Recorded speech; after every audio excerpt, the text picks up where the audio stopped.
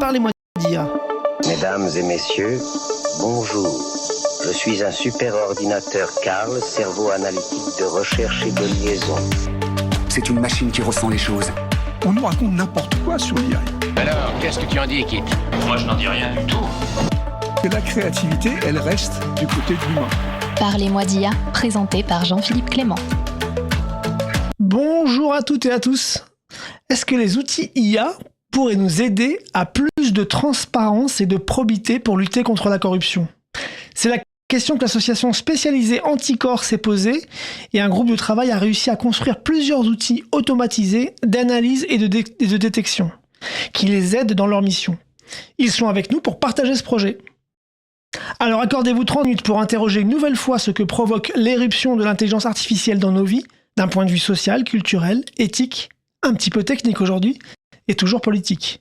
Cause Commune 80.1 FM. Et vous êtes bien sur Cause Commune, la voix des communs, la voix des possibles. Vous nous écoutez sur le web, cause-commune-au-singulier.fm, sur notre app mobile qui est valable sur Android et iPhone, sur la bande FM à Paris, 93.1 FM, ou sur le DAB+, si vous nous écoutez au niveau national. Et bien sûr, en podcast sur votre plateforme de podcast préférée. Merci Olivier Grieco, notre directeur d'antenne, de nous permettre cet espace de liberté et de nous donner de si beaux outils. Chers auditeurs, nous n'avançons que grâce à vous et à votre grand pouvoir, celui du partage et du like. Si vous appréciez Parlez-moi d'IA, vous pouvez nous aider en likant et partageant notre émission. Nous aiderons aussi vous lire dans les commentaires de Apple Podcast, de Spotify ou de YouTube. C'est notre seule récompense et cela nous fait connaître car ça manipule les algorithmes. Et... c'est cool de manipuler un algorithme. Vous écoutez Parlez-moi d'IA. Le nom Anticorps vous dit sans doute quelque chose. Cette association fondée en 2002 s'est donnée comme mission de lutter contre la corruption et rétablir l'éthique en politique. Votée après l'affaire Cahuzac, la loi contre la fraude fiscale et la grande délinquance économique et financière prévoit que des associations puissent porter plainte avec constitution de partie civile dans les affaires de corruption. Eh bien, Anticorps fait partie de ces associations et dispose d'un agrément octroyé par le ministère de la Justice, renouvelé tous les 3 ans. Il permet d'exercer l'action civile dans les affaires de corruption, c'est-à-dire de représenter les citoyens qui ne peuvent pas agir en justice dans ce type d'affaires. Il se constitue partie civile et les associations permettent la saisie quasi automatique du juge d'instruction indépendant et la relance des investigations quand une enquête a été classée par le parquet. C'est donc une association importante pour la démocratie. Elle cherche à rétablir le lien de confiance entre les citoyens et leurs représentants. Depuis quelques années, certains membres de l'association s'intéressent aux outils de data science pour accompagner ces missions. Alors, comment l'analyse des données publiques ou reconstituées peut aider à lutter contre la corruption? Un vaste programme. Heureusement pour nous, 2 membres très actifs sont avec nous aujourd'hui. Bonjour Élise Van Beneden et bonjour Julien Pérez. Bonjour. Bonjour. Bienvenue dans le studio de Cause Commune. Parlez-moi d'IA, Élise et Julien, mais avant cela, faites ce que vous pourriez tout simplement vous présenter l'un après l'autre et nous indiquer quels sont vos rôles respectifs, passés et actuels, au sein de l'association. Peut-être en commençant par Élise. Oui, bien sûr. Alors, Élise Van Beneden, moi je suis avocate au barreau de Paris, j'exerce en droit du travail et à côté de ça, j'ai un engagement très militant au sein d'Anticorps qui date, puisque ça fait maintenant 16 ans que je suis active dans l'association et où j'ai eu des rôles différents. J'ai été secrétaire générale adjointe, présidente, vice-présidente. Et on a développé plein de projets pendant toutes ces années. L'idée centrale étant toujours d'aider les citoyens à exiger plus de transparence, d'aider les citoyens à lutter contre la corruption. Julien Pérez, si vous voulez bien vous présenter également. Bonjour, donc Julien Pérez, professeur en école d'ingénieur et directeur de recherche dans les domaines de l'IA, un domaine sur lequel je travaille depuis maintenant une 20aine d'années. Effectivement, comme disait Élise, sur la question du Data Lab, ça a été mon premier engagement effectivement à Anticorps, à l'été 2023, à mon retour à Paris. Et effectivement, la constatation qui a été la nôtre et sur laquelle on va discuter, c'était l'opportunité que représentait désormais la maturité des outils dans différents sujets de soutien à l'action et au combat de l'association Anticorps. Si on doit d'ailleurs repréciser un peu ce qu'est Anticorps aujourd'hui, pourriez-vous, peut-être Élise, nous redire rapidement comment l'association est née? Vraiment rapidement, hein, combien il y a d'adhérents aujourd'hui, Combien d'affaires sont en cours avec Anticorps et grâce à Anticorps ? Oui, alors c'est une association qui est née en 2002, qui a commencé à faire du combat judiciaire en 2009 et qui a finalement gagné avec d'autres associations, notamment Transparency International, le droit d'être un acteur judiciaire de la lutte contre la corruption. Et en 2013, ce droit-là a été reconnu par le gouvernement puisqu'un agrément a été créé et Anticorps l'a eu en 2015, en 2018 et après ça s'est compliqué. Il y a eu un épisode un peu compliqué effectivement sur l'agrément. Il y a eu un ouragan. Donc vous êtes sortis. Oui, c'était une sacrée tempête, mais on en est sortis, pour le moment en tout cas. Ouais. Et donc, c'est une association qui a initialement été une association d'élus, qui s'est ouverte aux citoyens, qui aujourd'hui est plutôt une association de citoyens, même si les élus sont bienvenus chez nous, s'ils respectent nos propositions éthiques en tout cas. Et donc, une association de citoyens, aujourd'hui, il y a plus de 10 000 adhérents à Anticorps. Et on a un ancrage territorial assez fort puisque on a énormément de groupes locaux dans les départements qui eux-mêmes font des réunions, reçoivent des lanceurs d'alerte, construisent des dossiers puisque c'est l'objectif prioritaire d'Anticorps, c'est son activité principale, disons peut-être 80% de son activité, et d'aller en justice. L'idée est qu'une association de citoyens peut exiger des élus qui respectent la loi, et peut exiger que la justice leur demande de rendre des comptes. Et en fait, si cette activité s'est développée, c'est parce qu'il y avait des dysfonctionnements dans le système judiciaire institutionnel français, qui est que la personne qui est censée démarrer les poursuites, qui est le procureur de la République, n'est pas tout à fait indépendant du pouvoir en France, malheureusement. Il l'est en partie, et les procureurs font de leur mieux avec le cadre institutionnel qu'ils ont, mais force est de constater que souvent le procureur il est assez proche de l'exécutif local qui peut être mis en cause. Parfois, ses promotions dépendant en partie du ministère de la Justice, il peut être très frileux à aller contre des personnes qui sont proches du gouvernement, tout simplement parce qu'il risque d'avoir des répercussions sur sa carrière. Et ce procureur-là, il a aussi la capacité de classer sans suite, le fameux classement sans suite. Ce qui n'est pas une réalité chez nos voisins européens partout, pas forcément. C'est ce qu'on appelle le principe de l'opportunité des poursuites, c'est-à-dire que le procureur apprécie l'opportunité de poursuivre. Et en fait, la seule personne qui peut contourner une décision de classement sans suite, c'est la victime. Sauf que dans les cas de corruption, en fait, très étrangement... On est tous victimes. On est tous victimes de la corruption. C'est vraiment un constat qui est manifeste. On est évidemment tous victimes parce qu'on a moins de services publics, parce qu'on n'accède pas à des emplois publics, parce qu'on subit des injustices. Mais ça, c'est un constat de fait, c'est pas un constat judiciaire. C'est-à-dire que les citoyens français ne sont pas victimes de la corruption au sens de la justice. Donc, il faut une association qui a un agrément. Et cet agrément, il permet de contourner la décision de classement sans suite d'un procureur pour aller chercher un juge d'instruction qui, lui, est constitutionnellement indépendant. Donc, en fait, ce qu'on fait, c'est qu'on se bat contre l'impunité. On se bat pour que les élus qui sont accusés d'infraction à la probité rendent des comptes à la justice. Et là, depuis la création de l'association, ça représente quel nombre de dossiers dans lesquels vous êtes engagé ? Là, actuellement, on en a 163 en cours. En cours. Au niveau national. D'accord. Je ne saurais pas vous dire combien sont archivés. Il doit y en avoir une vingtaine archivés. Peut-être pas énormément, parce que finalement, souvent, les procès politico-financiers traînent en longueur. C'est-à-dire que l'affaire Guérini a duré 13 ans. L'affaire des sondages Élysée a duré encore plus, 15 ans, il me semble. Donc on est sur des procédures extrêmement longues, parce qu'il y a des recours qui sont faits tout le temps. Ce qui est un droit pour les justiciables. On dit aux élus qui sont des justiciables comme les autres, comme les autres, ils ont le droit de faire des recours, mais c'est vrai que souvent ça ralentit.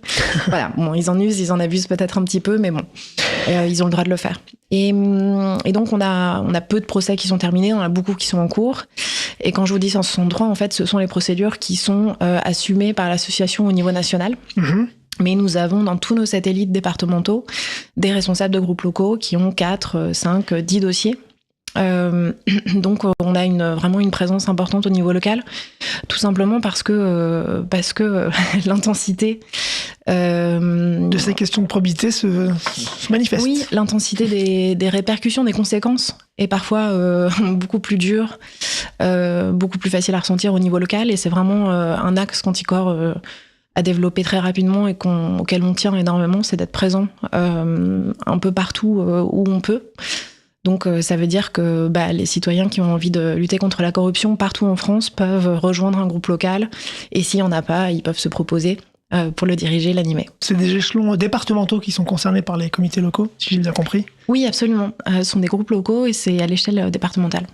Et puis on peut également préciser que vous ne recevez aucune subvention publique, pour justement, encore une fois, pour garantir votre indépendance. Oui. Et donc que vous vivez des adhésions et des dons. Oui, absolument, des particuliers. On n'accepte pas non plus les dons des personnes morales, des entreprises. Et en fait, ce sont les bénévoles qui sont notre force et qui sont aussi notre indépendance, puisque les bénévoles, évidemment, apportent beaucoup de richesse à l'association et lui permettent de fonctionner. Donc, en fait, rejoindre Anticorps, c'est aussi aider son indépendance.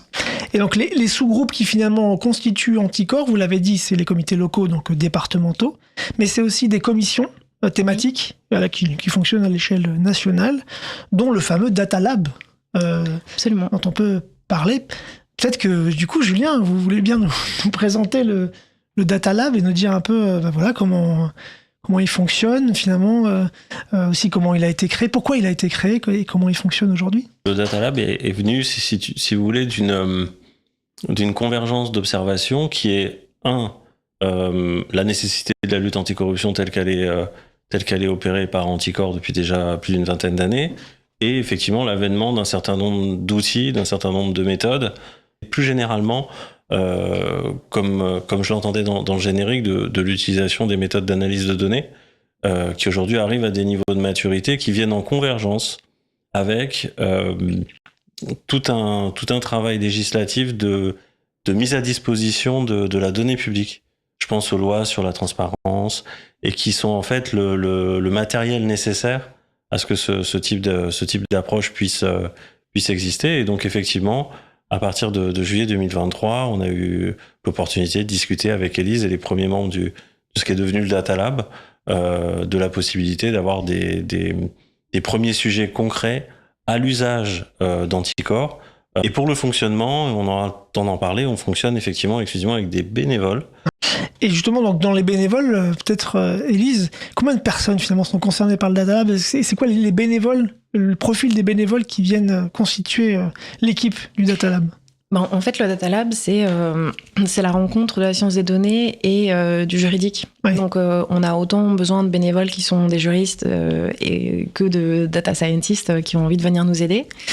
Généralement, on fait des réunions pour présenter le Data Lab périodiquement, et on voit qui a envie, avec les compétences qu'il a, de rejoindre quel projet, ou combien de temps ils peuvent dédier, parce qu'on a toujours peur de s'investir dans les associations. Ouais. On se dit, oh là, je vais rapidement ne plus avoir de week-end. Mais chacun fait ce qu'il peut avec le temps disponible qu'il a. Et au niveau des juristes, en fait, ça dépend. On va parler de nos projets. Si on travaille sur les marchés publics, évidemment, on a forcément besoin de personnes qui les connaissent bien, voire qui les pratiquent, de professionnels des marchés publics. Comment ils ont été, du coup, déterminés, ces sujets qu'on va évoquer juste après, mais dans le détail, comment vous avez fait la liste ? Est-ce que c'est des envies des uns des autres ? Est-ce que c'est les données disponibles qui guident les choses ? Est-ce que c'est les outils ? Comment on finit par brainstormer, se dire, bon, là, il y a un truc à creuser, on aimerait bien aller faire un tour là-dessus? En fait, c'est déjà la naissance du Data Lab est arrivée à un moment où on venait de perdre notre agrément en juin 2023. Ouais.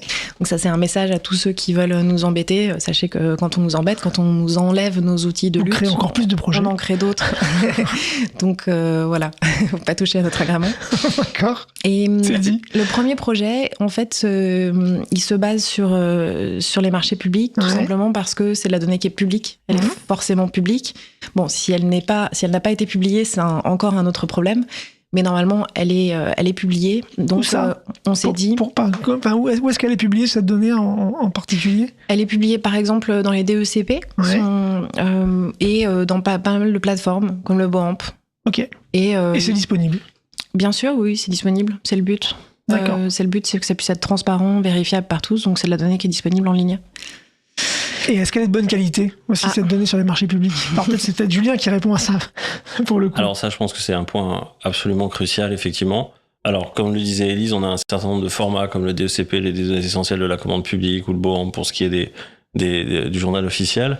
On a également la plateforme qui s'appelle data.gouv.fr, qui a effectivement pour but de référencer, entre autres, ce matériel-là qu'on utilise. En termes de qualité, on voit sur les années que ça s'améliore d'année en année, mais il y a encore énormément de travail à faire, à la fois sur la qualité et la disponibilité. Ça, je pense, c'était mon premier rapport d'étonnement, c'est de se dire si a priori quelque chose est obligatoire. Alors ça va faire beaucoup rire Élise. Si quelque chose est obligatoire, c'est que ça doit être là. Ah oui. Faut bien comprendre qu'on a des taux de disponibilité sur certaines zones de la France qui sont de moins de 30%. Donc aujourd'hui, on a un gros travail aussi de plaidoyer, et là c'est un peu aussi pour les auditeurs, de dire est-ce que au niveau local et ensuite au niveau des communes, au niveau des départements et autres, est-ce que effectivement ces informations de la commande publique sont bien présentes comme elles le devraient. Et donc si c'est pas le cas? Alors, Élise? Qu'est-ce qu'on va faire? Oui, c'est ça. Qu'est-ce qu'on fait si c'est pas le cas? Qu'est-ce qu'on peut faire aujourd'hui quand c'est pas le cas? Quand on voit que effectivement cette donnée pour sa commune, pour son département, pour sa région, elle n'est pas disponible ou elle est mal disponible? En fait, ça dépend un peu quelle donnée est indisponible. Si c'est par exemple un appel d'offres qui n'a pas été publié et que la publication était obligatoire, là on est de toute façon dans quelque chose qui relève d'une infraction pénale. Donc on peut directement aller voir le procureur de la République. Mais si on se met dans une perspective qui est plus de favoriser la publication de la donnée, comme disait Julien, mais il y a du plaidoyer à faire et il est en train de le faire, lui comme d'autres personnes. Et il y a peut-être aussi des demandes de documents administratifs à faire, puisque les citoyens l'ignorent souvent, mais en fait, tous les citoyens ont le droit de faire des demandes d'accès aux documents administratifs. Et c'est pas forcément des demandes de communication, ça peut être des demandes de publication. Donc en fait, à terme, on pourrait, avec cette plateforme, je pense, créer automatiquement des demandes de publication et les envoyer aux collectivités qui sont manquantes. Et encore, ça, quand la donnée est manquante, c'est peut-être pas le plus grave, parce qu'il y a des données qui sont erronées. Et ça, c'est aussi très compliqué pour nous. Bon, si on revient sur les marchés publics, donc on voit bien pourquoi, parce qu'encore une fois, marché public, 150 milliards d'euros par an, à peu près, 8 à 10% du PIB quand même, donc c'est juste une petite paille à regarder et à observer. Et qu'est-ce que vous avez voulu faire finalement? Vous avez voulu regarder quel type de problèmes liés à la commande publique et au marché public? Alors l'intérêt pour le sujet des marchés publics, c'est effectivement ça, c'est la manne financière immense. C'est un sujet un peu ardu, les marchés publics, parce que c'est très compliqué, hein, la réglementation est très compliquée. Et en fait, à Anticor, je vous disais que notre activité principale, c'est d'aller en justice, hein, de porter plainte. Et donc, on a une équipe qui étudie en permanence les alertes de corruption qu'elle reçoit. On en reçoit une 20aine par jour. Donc on a vraiment énormément d'alertes, on a vraiment beaucoup de dossiers concrets. Et à partir de ces dossiers-là, c'était intéressant de dire ça, c'est quelque chose de récurrent. On pourrait l'automatiser. Mais aussi de fournir un outil, en fait, même pour nos juristes ou pour n'importe quel autre juriste, pour les procureurs, pour les journalistes, pour qui veut. Un outil d'analyse qui est de dire, à partir du moment où, sur la base de ces données qui sont publiques, nous, on peut... Il y a des alertes qui remontent, quoi. Pas trouver des infractions pénales, forcément, parce qu'évidemment, il faut toujours un travail de juriste derrière, mais détecter des anomalies. Et c'est ça qu'on a voulu faire, c'est ça qu'on a fait au Data Lab avec cette plateforme. Et notamment, une des premières anomalies qu'on a cherché à détecter, c'est le recours systématique au même prestataire. Puisqu'on est capable, avec ces données-là, de dire que telle ville, tel EPCI, telle région, pour tel code CPV, prenons la construction, ce n'est pas un hasard,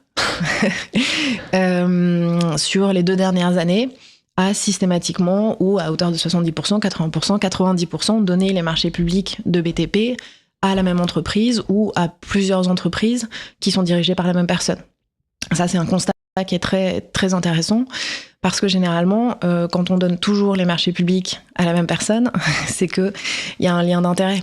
C'est qu'on connaît le dirigeant, ou c'est qu'il y a eu des retours d'ascenseur, donc il y a beaucoup de choses à faire derrière, hein, et parfois, cette plateforme ne peut pas connaître la vérité telle qu'on sait qu'elle est souvent cachée derrière. Il y a beaucoup même de travail journalistique, d'enquête à faire. Mais c'est déjà très intéressant. Et le deuxième point, c'était de détecter les anomalies du prix. C'est-à-dire de dire que si on a un prix qui est manifestement supérieur au marché, c'est peut-être parce que la collectivité locale, ou en tout cas son dirigeant, est en train de renvoyer l'ascenseur à une entreprise qui, par exemple, aurait financé sa campagne électorale. Vous me parliez aussi du fait de détecter qu'un marché avait été avenanté et que du coup l'avenant portait le seuil du marché sur un seuil supérieur. Et oui, c'est que souvent, en fait, il y a des entreprises qui remportent des appels d'offres parce qu'elles ont l'offre qui est la moins chère et qu'elles s'engagent à faire les choses de manière correcte comme les autres candidats. Le mieux disant. Et oui, et qu'en fait, après, il y a un avenant qui arrive assez rapidement. Donc on s'est fixé sur les 2 années qui suivent le marché public initial et qui n'est pas justifié par des changements de circonstances importants, mais qui vient augmenter significativement le prix du marché. Et du coup, Julien, le data scientist, quand le juriste vient le voir en lui disant « j'aurais bien, t'arrives à me trouver ces types de filtres et de données », est-ce que c'est simple comme exercice ? Comment vous avez envisagé l'exercice de datation sur ce sujet ? Alors paradoxalement, sur les exemples que vient de donner Élise, qui ont effectivement été les premiers exemples sur lesquels on a travaillé, au regard des formats de données qu'impose la législation, c'est relativement simple. Ce sont des tests tout à fait déterministes, de seuil, de présence. Donc en réalité, comme le disait Élise, c'est déjà possiblement extrêmement impactant, mais sur un plan purement technique, c'est vraiment, encore une fois, c'est quelque chose de fondamental dans la mesure où ça permet à des gens comme moi qui sont pas du tout effectivement de ces sujets-là d'appréhender ces sujets, ces données et l'intérêt que ça peut avoir. Mais paradoxalement, sur un plan purement, je dirais, d'analyse de données, c'est vraiment des choses extrêmement déterministes. Par contre, effectivement, on se heurte, comme je le disais tout à l'heure, au fait que les données, effectivement, sont simplement pas toujours présentes, ou pas complètes, ou erronées, avec parfois des prix absolument incroyables.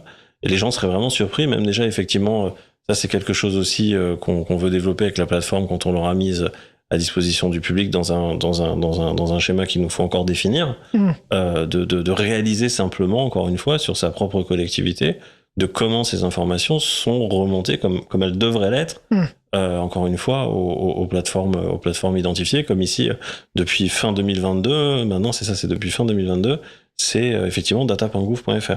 Et comment vous faites ?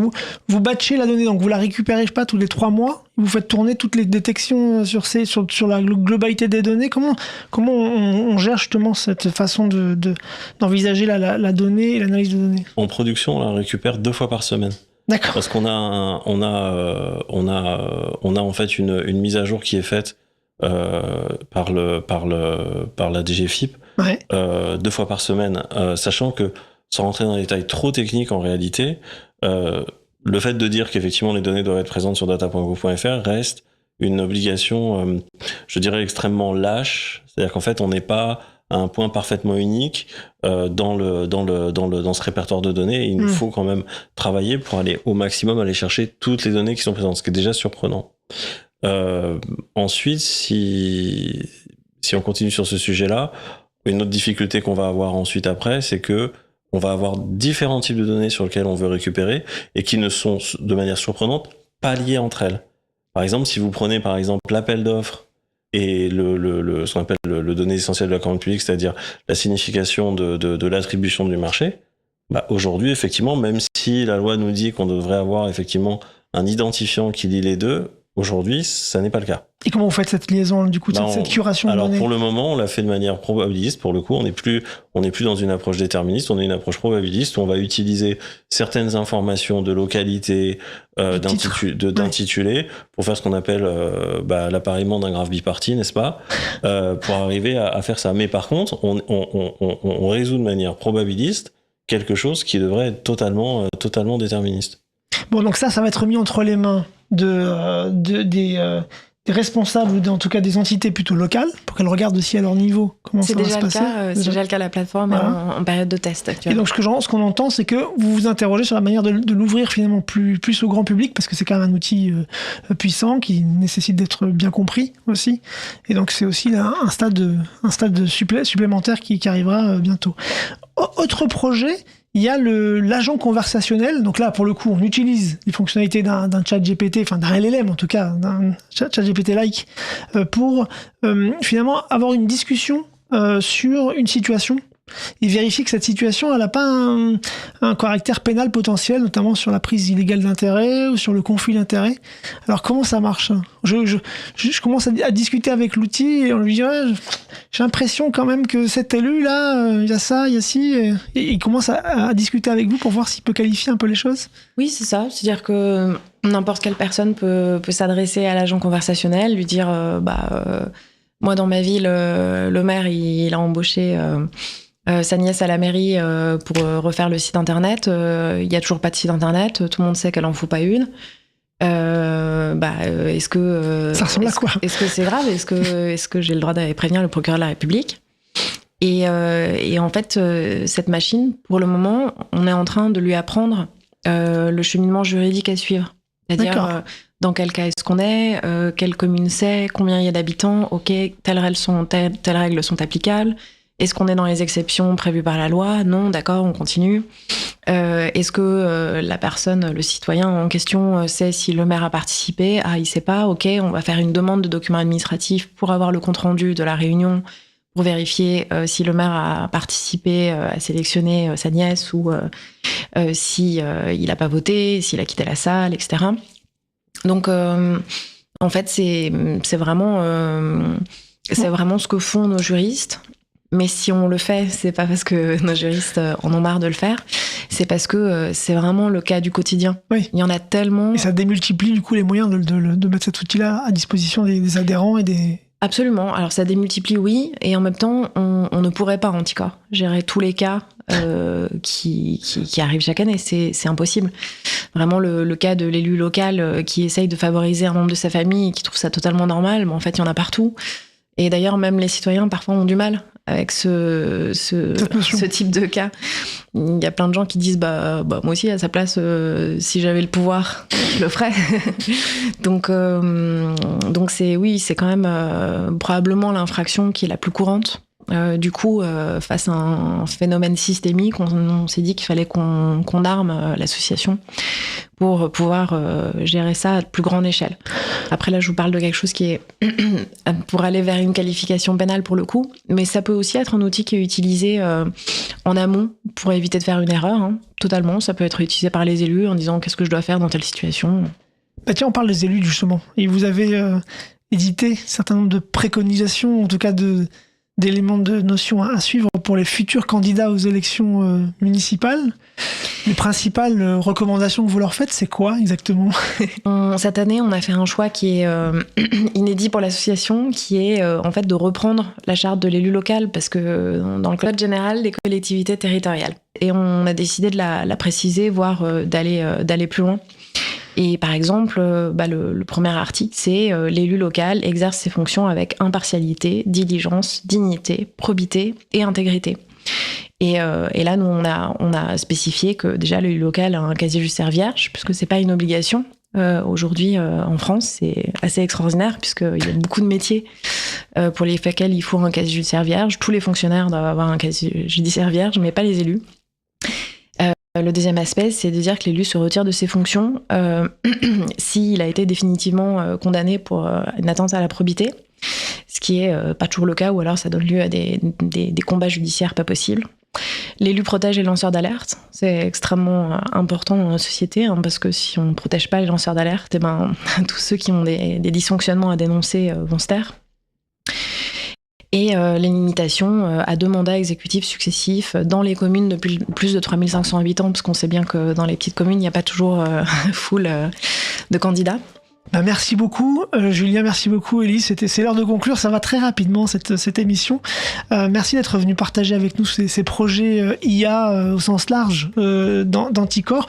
On rappelle que vous avez besoin de bénévoles juristes, de bénévoles data scientists, qu'éventuellement on peut faire des dons à Anticor si ces valeurs correspondent à vos valeurs, n'hésitez pas. Il y a un site internet pour ça. Merci beaucoup. Merci à vous. Merci à vous. Et merci à vous, chers auditeurs. Restez sur 93.1 FM sur Cause Commune. On se dit à bientôt.